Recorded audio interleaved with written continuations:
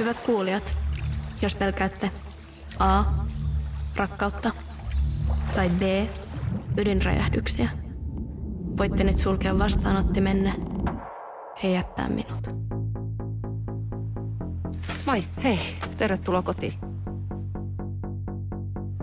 Tässä taitaakin olla meidän uusi oppilas Miranda. Voitko tehdä mulle palveluksen? Näyttele mun ystävää. Hyvät kuulijat, jos toinen antaa avaimen, ota se. Jos toinen näyttää haavansa, paina omasi sitä vasten.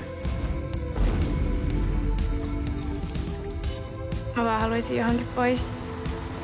Johonkin tosi kauas. Kaikki kaverit muuttaa täältä pikkuhiljaa pois. Mä oon täällä. Et sä oot tänne jäämässä.